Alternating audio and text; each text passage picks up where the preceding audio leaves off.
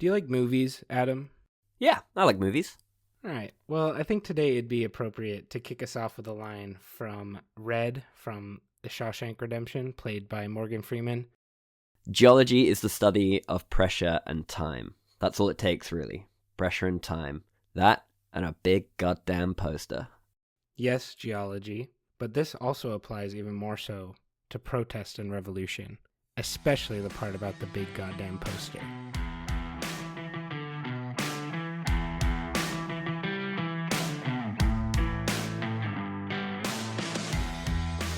And welcome to Revolutions of Our Time, the podcast where we break down protests and revolutions, past and present, and try to make sense of it all. I'm Sam, and joining me today, as always, is the man the Netherlands legally can't get rid of. Adam, how are you today? Hi, Sam. Yeah, doing well, thanks. I say doing well. It is the 14th of December in Amsterdam, and so it's been dark for like 18 hours nearly. It's it's not the nicest time of year, but other than that, I'm doing great. How are you? Yeah, I'm all right. Not as much darkness or cold to report from California. From Southern California, yeah. Yeah, the days are still short, but let us hopefully be a warm light in this winter with this podcast. Yeah, hopefully so. Before we dive into our topic today, we have an Independence Day to celebrate.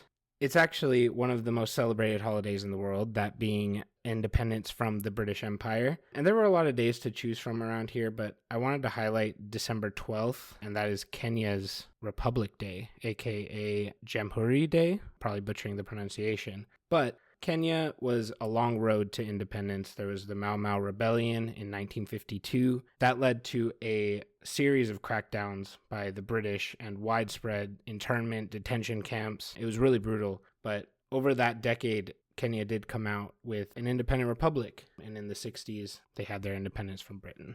You know, the Mau Mau Rebellion is something I know basically nothing about, and I hope to cover one day on this podcast because, I mean, it's a sick name.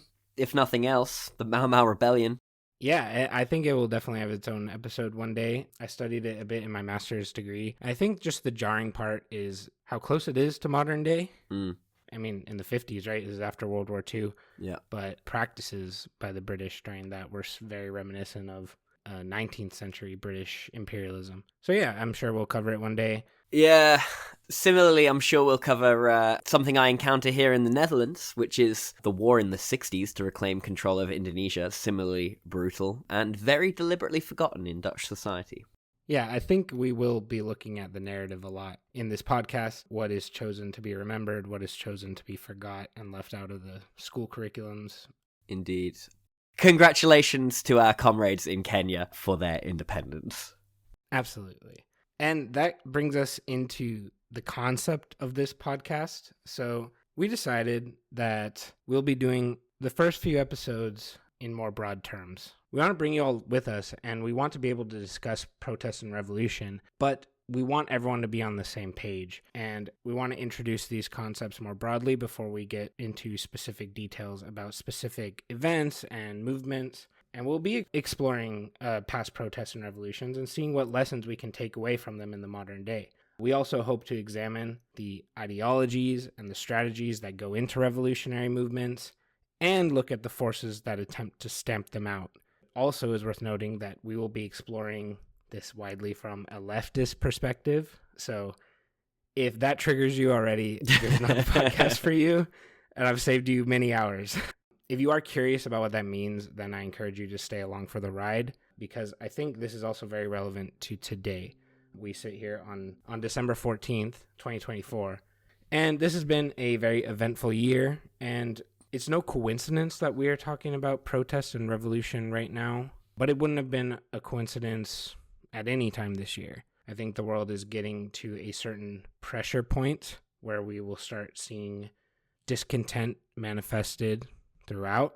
And even as we sit here today, in the past few weeks, you have South Korea, where people have been demonstrating against an attempted coup from their president and trying to get him to resign. I believe today they've officially succeeded. We see massive movements in Georgia, where the people are demonstrating against pro-Russian officials and their government and their election structure as a whole. We've seen the collapse of the Assad regime in Syria last week, which I never thought I'd actually see with my own eyes after studying that for so long in university. And we have the world rejoicing as a healthcare CEO was recently assassinated in broad daylight in New York City, with the vast majority of Americans in support of this killer. I saw a take that said that Americans have not been this united since 9/11, and it kind of feels like there's something to that. There is something to that for sure. What do you think about that, Adam? I don't think it is a coincidence that two average guys on each side of the Atlantic feel the need to discuss protest and revolution so much right now. Well, I mean, partly because we're men of a certain age. We have to start a podcast. It's part of the rules. Men of a certain skin tone as well. Yeah. But no, I think that protests, revolutionary movements, certainly feeling more. There's a big wave of them happening at the moment. I think in part also that protests and revolutionary movements, which may have been less visible in the past, are much more visible to us now because of the kind of media that exists. But I also think that we have reached a point in the international order, point in the development of capitalism, point in the climate change that we're experiencing, where there is a lot of discontent out there. I think that the great sort of promise of Western ideology, capitalist ideology, was that if you worked hard, then you could earn enough money to have a good life for you and your family. And I think that increasingly people are becoming materially worse off, and we're seeing that throughout the world. I think inequality is rising in many, many places, and people notice. And as you say, right, pressure and time. There's only so much you can squeeze a group before something snaps, or at least before people start to argue back. Yeah. And I think this episode we're really breaking down why protest at all. And you're alluding to something that I wanted to ask you about in a bit, but I think we should define now, which is the social contract. You're explaining it fairly well right now, but can you explicitly describe to our listeners what the social contract is? Sure. The social contract is an idea that originates with Thomas Hobbes, English Enlightenment philosopher. And he came up with this idea of the social contract to represent the kind of agreement that a people has with their government. And the idea is basically that you give up some of your freedoms, the freedom to harm others, take their belongings, etc., in exchange for security, not having your possessions taken, for example. And the idea is that citizens will behave in a certain way, and in return, the government will provide safety, security, freedom in other ways. There are explicit arguments from various protest groups that the social contract has been broken. Extinction Rebellion is one that comes to mind there, and they basically argue by not acting on climate change, the government has broken the social contract. They are failing in their responsibilities to ensure the safety of their citizens, and as a result of the government having broken the social contract, equally breaking the social contract is justified. For example, blocking traffic, which is Extinction Rebellion's MO. Yeah, and I think you don't have to be an environmental activist to agree that the social contract is breaking in Western society, at least. You have just everyday people skirting around this idea all the time in just water cooler conversations around the world about how life is more difficult now than when their parents grew up or their grandparents grew up. And yeah, part of that tipping point comes from an economic sense as well, right? I don't have the stats in front of me, but I keep seeing as, discontent rises in the last few weeks, I see numbers that right now wealth inequality and the wealth gap is larger now than it was during the French Revolution. Likewise, the wealth gap is larger today than it was during the American Gilded Age with all of the robber baron capitalists. I think that if people were to make an argument saying that the social contract has not been broken, then this is how they would make that argument. This is quite a right-wing perspective, which I do not hold, but I think this is the kind of argument that would be made, which is that due to advances in technology, having more wealth inequality now is not as important because those on the bottom are materially better off than they would have been in the past. I think that argument holds very little weight, largely because it is not so much technology and the trinkets of modern life, having a laptop, a phone, whatever, that actually improves people's lives. I mean, of course, you need a phone and often access to a computer to live in today's world. But more than that, you need an apartment you can afford, right? Absolutely. But I think that part of the reason for, I don't want to say relatively little protest revolutionary action, because there is a lot out there, but I think the reason we perhaps don't see it translating to lasting change, particularly in somewhere like the United States, in more powerful states, this is more apparent, which is that the ability of states to project and maintain power has advanced because of technology. And not all of those technologies are things like computers. A lot of it's things like the law, like visa requirements being developed, freedom of movement, right? Brexit was about the technology of freedom of movement. That's a little bit esoteric, but I think that is how we find ourselves in the situation now, or how the situation we are in now perpetuates itself. As for how we got there, well, that's a much bigger question. We'll get there over We the will. next... Yeah, hopefully our listeners, if they become avid listeners, then they will understand how we got here. And I think that's a question we're always trying to unravel. Yeah. I think it's also worth noting that the technology we personally own, like a phone and a laptop, also benefits the wealth gap in it growing, in that phones and laptops make us more productive and create more capital for the owner class. So they want us to have this technology. But we're getting a bit deep into the weeds that we can have we have a technocratic episode one day. Oh, yeah, that'd be a good one. You know, the question of why protest at all, that kind of boils down to people feeling that they have little voice in the democratic means. And with more and more influence in corporations and in the billionaire class across the globe, sometimes people feel that the only thing they can turn towards is A, organized protests, and B, violence, as we've seen this week with the celebration of the CEO getting killed. Yeah. Yeah, and there also may be people that do not live in nominally democratic societies, and when they are discontent, protest and revolution are the only means to voice their opinions. So it all ties into the social contract, and it ties into what's the point of all of this. Yeah, I think it's perhaps important to consider when we talk about protest and we talk about violent revolution and violence being seen as perhaps increasingly normal, increasingly to be expected, which is not a good thing, but is symptomatic of the kind of inequalities and power structures that exist. I think that it might be useful to recognize that a common definition of a state, of a nation state as we understand them today, is that the state is the organization with a monopoly on violence. I think that was Noam Chomsky who was describing it in those terms. And it basically means that the state is allowed to inflict violence upon you. For example, the police, right? Police being able to arrest you and forcibly remove you from a place. But you are not allowed to do that as a private citizen. And in a way, companies aren't allowed to either. Of course, with healthcare and all of that, that gets a little bit murkier. But that, again, that's getting ahead of ourselves. or military defense contract. Military defense contract, yeah, for sure. You're right. The state does hold the monopoly on violence, so when it's flipped the other way, that is seen as chaos driven. So I think we can segue into the historical context that we want to frame for our listeners here for protest, for revolution. We'll lightly touch on this because in future episodes, actually next episode, we are going to do a brief history of protest and revolution. But Adam, I have a quote for you from one of our patron saints of this podcast. Can you go ahead and read that? The history of all hitherto existing society is the history of class struggle. Karl Marx, The Communist Manifesto, 1848. What does this quote mean to you?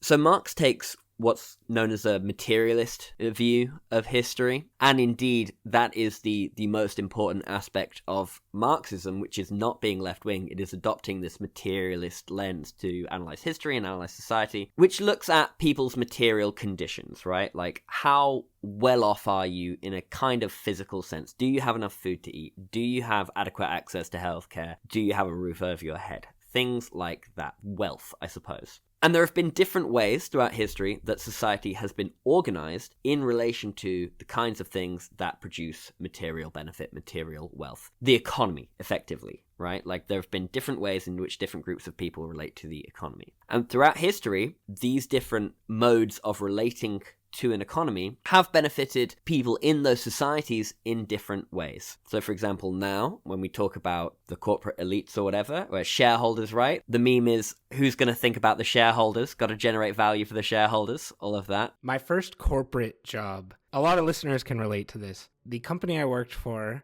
was not overtly a sales company, a marketing company. It had a nominally wider purpose, but we joined this all-employee town hall, and they literally said verbatim, it's always important that we remember when we're doing our day-to-day jobs that the main person we are doing this for is our shareholders. And they said it with a straight face, me on a criminally low wage for what I did for this company. And I was like, is this real? And yes, that was my first introduction to the corporate world, at least here in America. Man, I had a similar thing in my last job, which was, I mean, legally it was a charity, but really it was the sustainability department of a much bigger company. It was a very corporate environment. And the CEO of that parent company at the end of the financial year in 2023 sent around an email and basically said, well done, everyone. Keep up the good work. Let's remember these 5 things as we go into the new financial year. And I remember a few of them struck me as insane, but one of them in particular really ground my gears. He said, remember that everything we do is for the good of the company. Now, him and his family own 64% of the company. So when he's saying in the best interests of the company, he means in his best interests. For me. Yeah. For me. Everyone bow to me.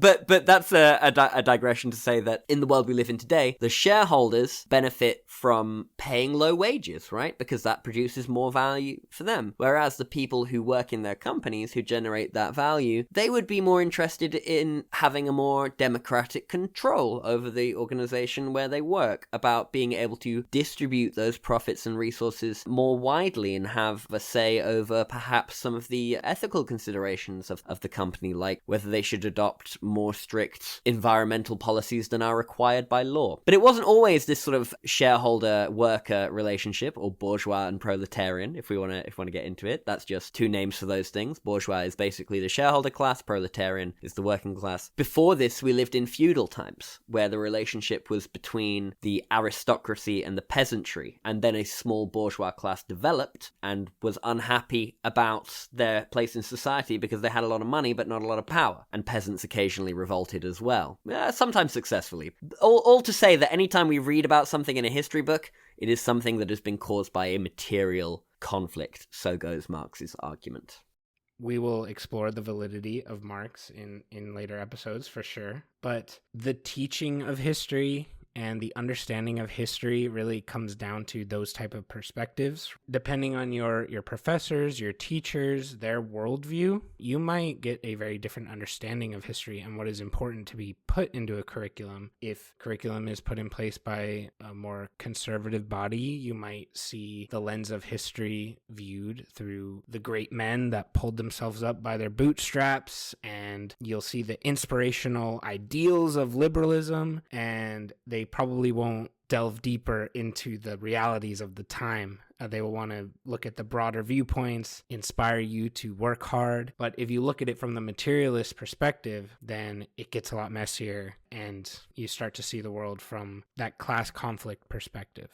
Adopting this view of class conflict, materialism, etc., is something that I think helps me to make sense of the world that I see around me. And I think that it is noticing the problems of the world and not having the proper frameworks to analyze it that leads to reactionary politics a lot of the time. You see this particularly in, Sam alluded to me being in the Netherlands at the start. I am British originally. Can't escape that. You can tell because of my voice. And for years, for 100 years or more, immigrants have been a scapegoat in Britain. And people will say, "Oh, I can't get a job because of immigrants." No, you can't get a job because of a greedy capitalist.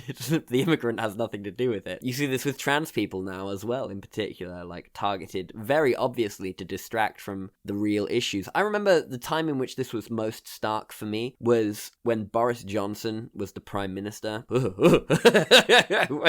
when Boris Johnson was the Prime Minister. And it was the middle of this cost of living crisis in the UK. He'd just been allegations about the parties he threw during COVID were all in the press. And then all of a sudden, completely unprompted, I see all of these headlines saying trans women should not compete in women's sports. And it was just like, it's so obviously a distraction from the real issues out there that it kind of makes you think like, do they think we're idiots? I think the British press is particularly good at corralling the public into a certain outrage as well to distract, because I think the COVID lockdown parties were also a bit of that as well. Everyone was furious that Boris had thrown parties at Downing Street, but they weren't furious about his economic policies, you know?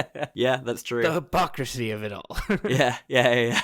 But yeah, I think when you boil history down to a materialist viewpoint, you start to look at your own society and the solutions for inequality in a more practical sense that unites the working class. I think, in the words of maybe future patron saint, he's in the process of canonization, but Hassan Piker, he always says even Nazis deserve healthcare. And he's right. He's right, yeah. When you boil it down to the class conflict, you realize that we all share the same problems widely. When we're looking at protest and revolution as we see it today and the ideas that go into a wide majority of these ideas, it can be traced back to a certain point, but not all the way back in human history. Like revolts and rebellions have always been happening since recorded time. You'd have slave uprisings, gladiator uprisings in ancient Rome. You'd have peasant uprisings in ancient China. But what we think of as modern revolution, modern protest, that can be traced to the Enlightenment in the 17th and 18th centuries. Do you want to give us like a 20-second definition of the Enlightenment, Adam? Oh man. The Enlightenment was a period of European history when philosophers started developing lots of ideas, or actually discovering lots of ideas from the Arabic world and sort of claiming them as European, particularly developing thought around the scientific method, new political science ideas about how states should be governed and organized, how economies should be governed and organized. And this is sort of the umbrella term that we give to this period in European history, where states and societies started to sort of take the form that we know it as now, I suppose. A shift away from a feudal system into kind of a more modern version of society. Now, I put you on the spot there, but that was very good. Okay, thank you. Thank you. And yeah, a lot went into the framework of these ideas coming to manifest at this time. There was more mechanization that led to surplus of food and diversity of professions, and the industrialization led to better quality of life in the home countries, but imperialist practices abroad. So it left that philosopher class wide open to be filled by people, more so than other points in the past. We can trace the concept of classical liberalism that are still idealized by a majority of people in the West today back to the Enlightenment. Particularly conservatives and centrists still look at these ideas with very high reverence. Do you want to give a succinct definition of classical liberalism? That's put you back on the spot. Probably not as good as you can.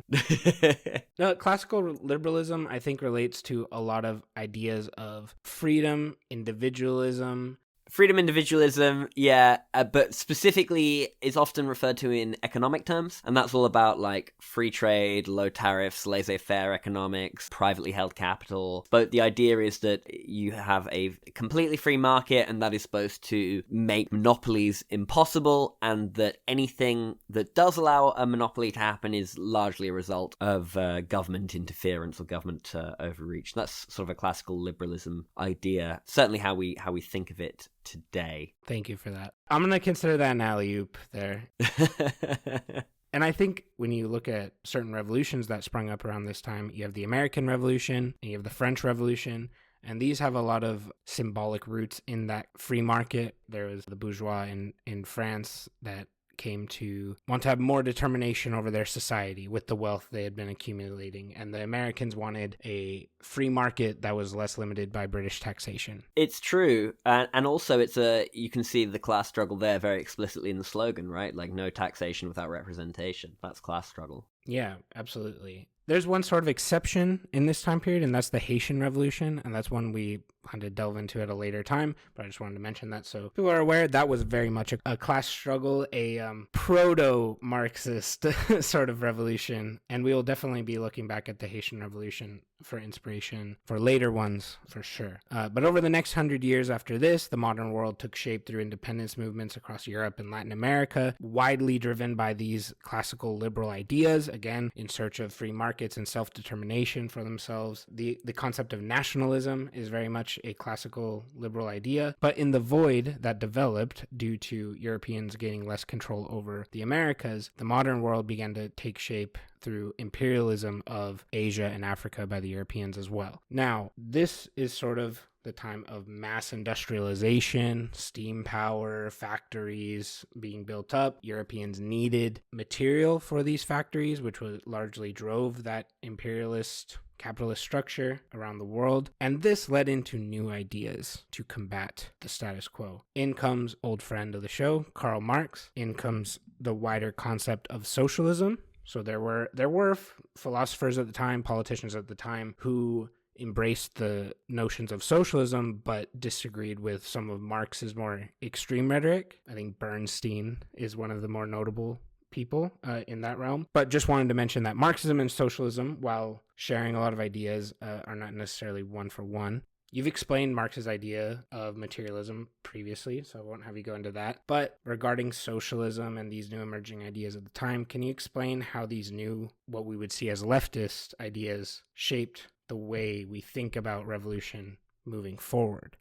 Yeah, for sure. I think it's also important to note in reference to Marx that Marx didn't create the idea of socialism and communism as we think of them now. As you mentioned, there were some of these ideas about at the time when Marx wrote the Communist Manifesto in 1848, which is famous for being a year of revolution. It's known as the year of revolution in European history. Many, many states had revolutions. There was this revolutionary wave that really was felt throughout Europe and then ultimately didn't amount to very much. And the Communist Manifesto had no effect, but it was right. It was too new.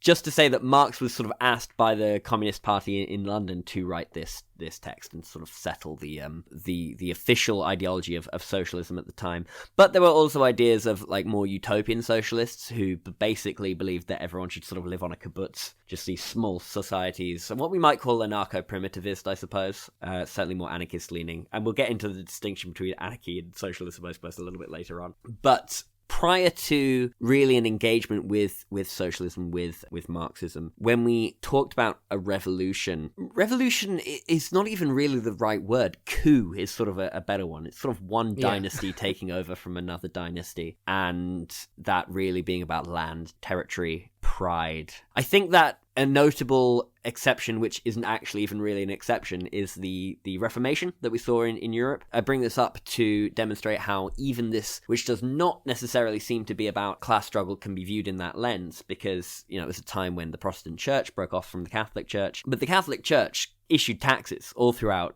Europe at that time, and if they weren't a part of it, then states didn't have to pay those taxes, and monarchs could shape religions in their own way as such they liked. In Britain, the Anglican Reformation could be called a revolution, I suppose, but it meant that King Henry VIII became the head of the church that the monarch is still the head of to this day. But yeah, when socialism came along, leftist ideas, this was the idea that the working class, by far the largest class, has the power collectively to assert themselves in society, to make their desires and whims known. And I suppose this was in a way thought of as impossible, at least officially thought of as impossible. Like, monarchs in Europe ruled through the divine right of kings, right? I mean, Christianity again, right? They claimed that God himself gave them the right to rule over them, so it's natural that they should be being ruled over. The Enlightenment also had a focus on secularism and challenged this idea as well, and sort of through that, people gained the understanding that they did have the power to affect politics and not have to worry about their natural given, quote unquote, place in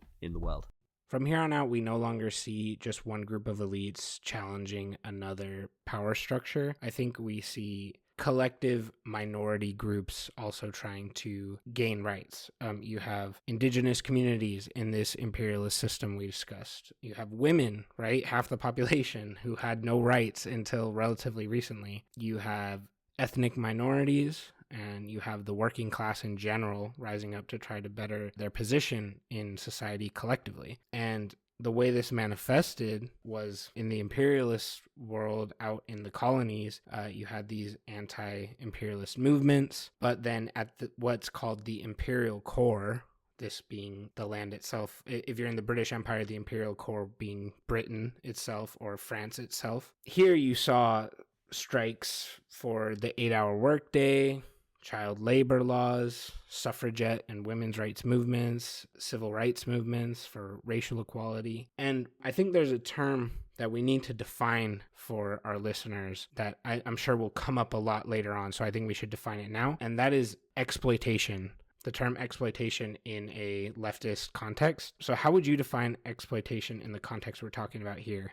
In an imperialist sense specifically, or in like a more economic day-to-day labor sense? Maybe one then the other. Okay. Well, then I'll start with the labor sense, because I think that exploitation is not necessarily as brutal a term as it is used in a colloquial sense. It's not good, but it's the idea basically that you as a worker produce much more value for your boss than they give you back. If I make shoes, and in each 1 hour of my shift, I get paid 20 euros, good wage, but I make 180 euros worth of shoes, then my boss has made like 8 times what he's paid me, right? That's exploitation. I think before we move on to the imperialist side, I think there are some terms that are thrown around. And I think just to make it clear to our listeners, if we say the word developing nation, if we say the word global south, these are referred to countries that were formerly victims of imperialist rule by mostly European countries, sometimes Japan in that history.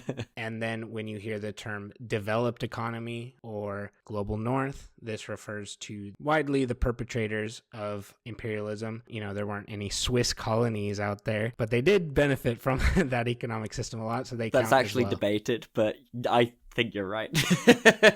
Okay, let them debate us. Anyway, so just an aside for our listeners, when they're hearing those terms being thrown around, they're not set, they're not agreed upon in academia. So you'll hear us use different varieties. So with that being said, can you explain exploitation in the imperialist context? Well, it's broadly the same, but in the sense that oftentimes imperial subjects don't get paid at all, or they're just subject to taxation without getting any real benefit from that. It's literally about extracting the country's wealth and resources in benefit of the imperial core. There was the famous paper from LSE a couple of years back, which argued that... Was it LSE? No, it was an LSE academic writing in the Financial Times who argued that between, I think it was something like 1860 and 1945, Britain extracted $45 trillion worth of wealth from India. And so that's, exploitation. I believe it. As a society, we look back on that era of imperialism widely negatively,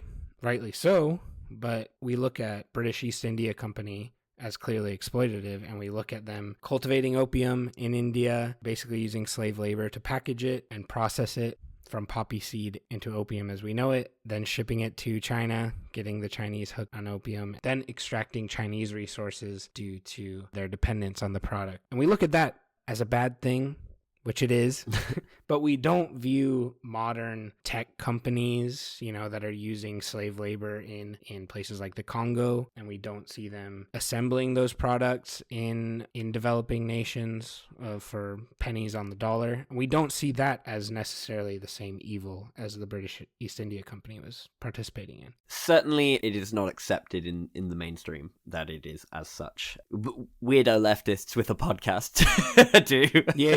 Yeah, us. Yeah. So we've been critiquing capitalism a lot in its own modern iteration, but Karl Marx does, and I think it's also worth noting, as you mentioned earlier, that Marx was not the inventor of all of these ideas that he wrote, but he is seen as a figurehead for these ideas that came before him and collected them together. So when I'm just quoting Marx, it's not that he was this Jesus of economics. It's that he's a product of his time as well, but often one that we can turn to for sources because he collected a lot of this information together.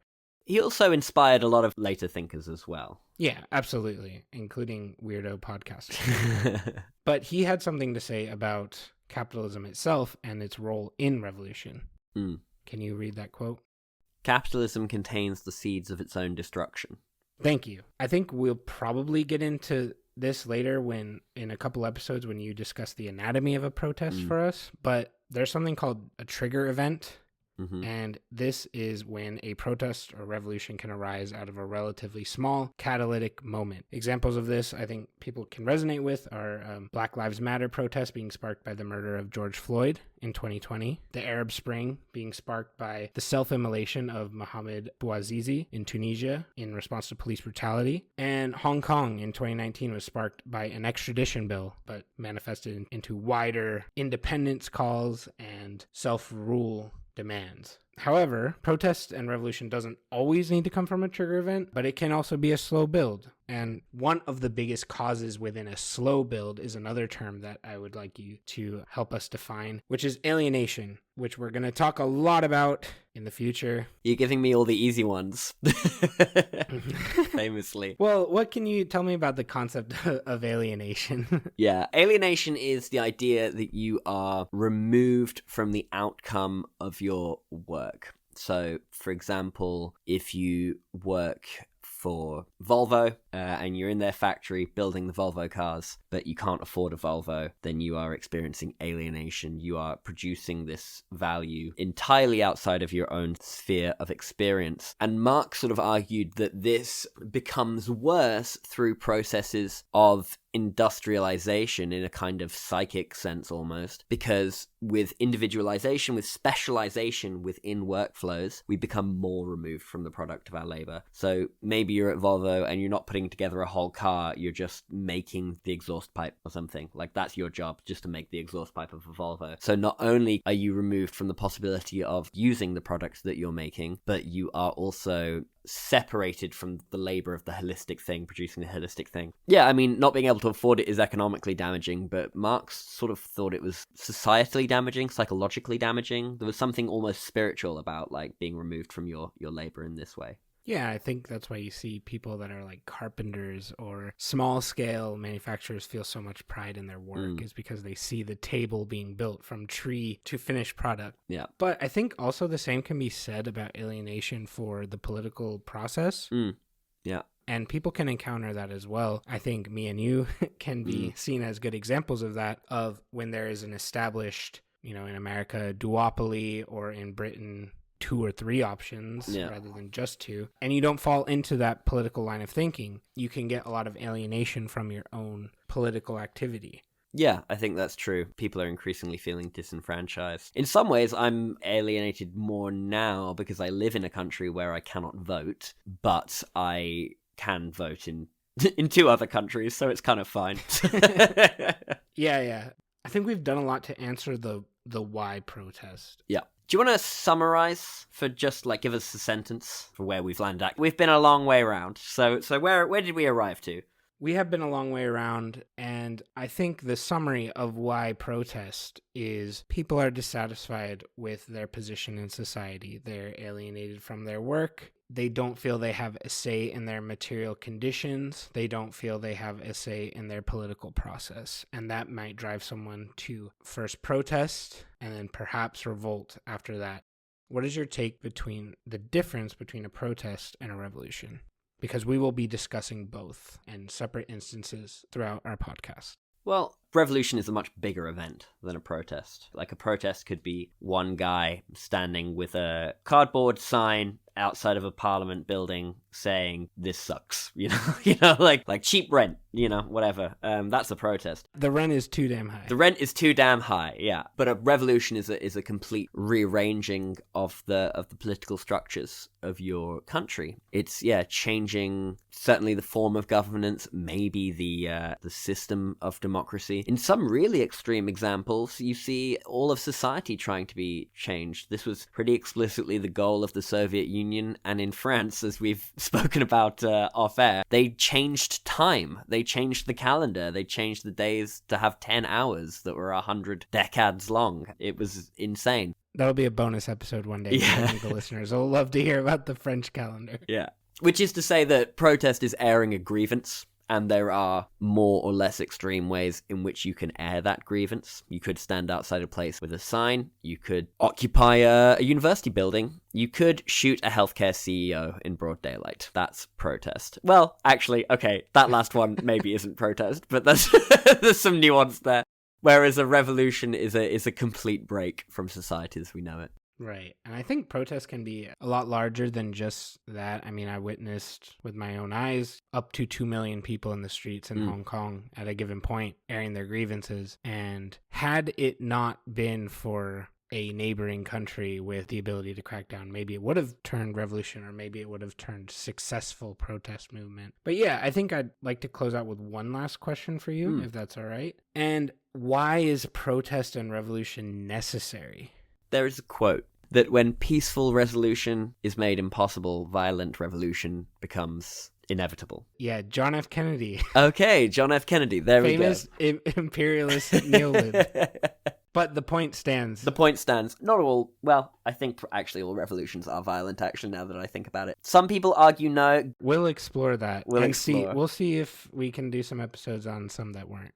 For sure. That would be interesting. But which is to say that reform is not always easy, because there are entrenched interests, right? And keep maintaining the status quo. Or indeed squeezing people more, getting more value out of the working class. Or maybe there's a different flavor to the oppression. Maybe it's religious zealots running the place. Maybe it's this, that, or the other. But there comes a point where people are put under too much pressure. They can't afford their homes. They can't afford their food. They have nothing more to lose in many ways. And so when you're put in a position where you have nothing to lose, then revolution becomes an increasingly attractive option. Well put. Well put. This has been, I think, a fruitful discussion. And this is episode 1 of a few introductory episodes we are doing. So we plan to do a few more of these where we explain higher concepts and bring you guys along for the ride, so we're all up to speed on protest terminology, revolution, and concepts relating to them. And then after that, we will be delving deeper individually into protests and revolutions. So our later episodes will be a lot more specific. So thank you for listening. We hope that this episode can offer a strong foundation for the work we will continue to do. Keep fighting the good fight, wherever it may be. Remember that we only have each other to lean on. And Adam, I have a relevant quote for you to close us out with from Albert Einstein, of all people. The world is a dangerous place to live, not because of the people who are evil, but because of the people who don't do anything about it.